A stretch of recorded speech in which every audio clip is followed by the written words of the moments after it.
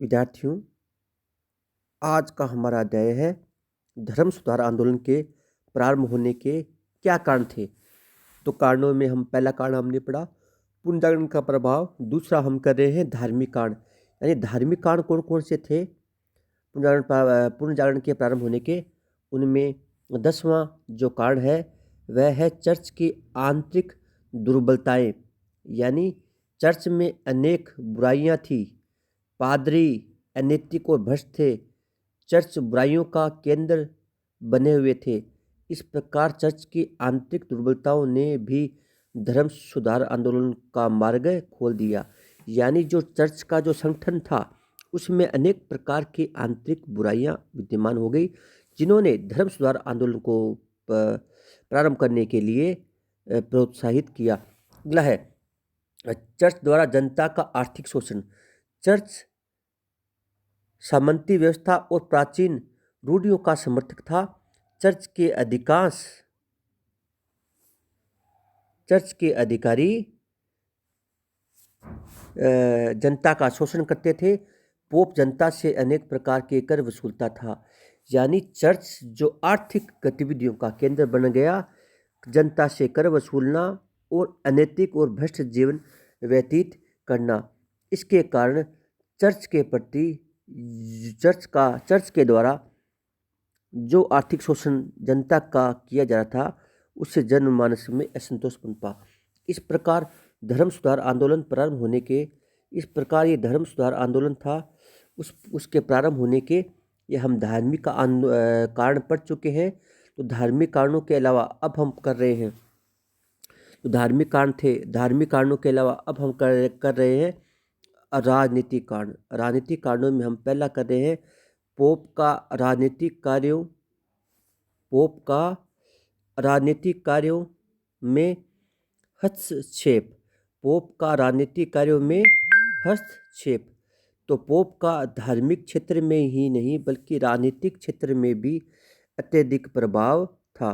Pope का धार्मिक क्षेत्र में नहीं राजनीतिक क्षेत्र में भी अत्यधिक प्रभाव था। वह राज्य की आंतरिक और विदेशी मामलों में दखल देता था।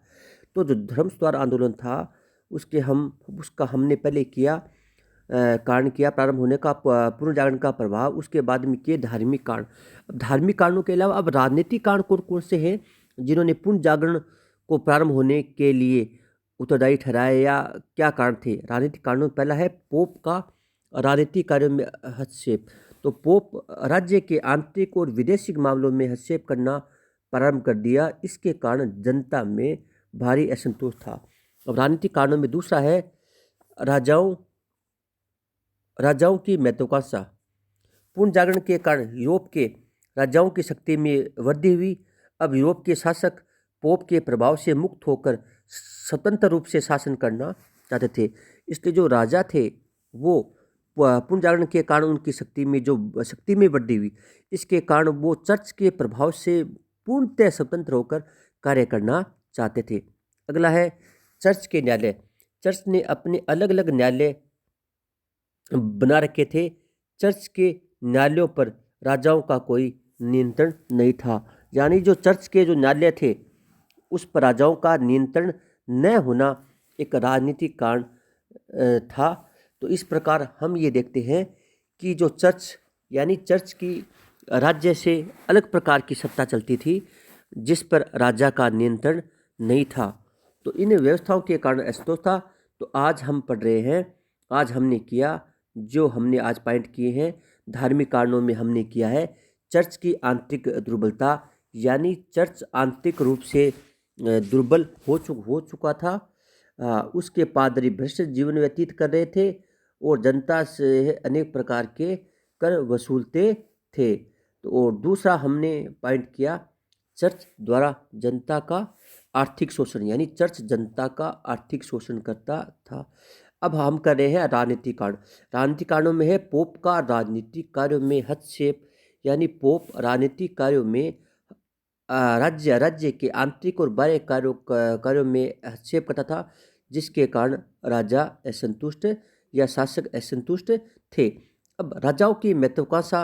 अब राजाओं की शक्ति में जब पुनर्जागरण के कारण वृद्धि हुई तो वो वो जो थे वो चर्च के प्रभाव या धर्म के प्रभाव से स्वतंत्र होकर कार्य करना चाहते थे। अगला, चर्च के जो न्यायालय थे, यह भी व्यवस्था दोषपूर्ण थी कि चर्च के न्यायालयों पर राजा का कोई नियंत्रण नहीं था। तो इन कारणों से यूरोप में धार्मिक आंदोलन प्रारंभ हुए। जय हिंद, जय भारत।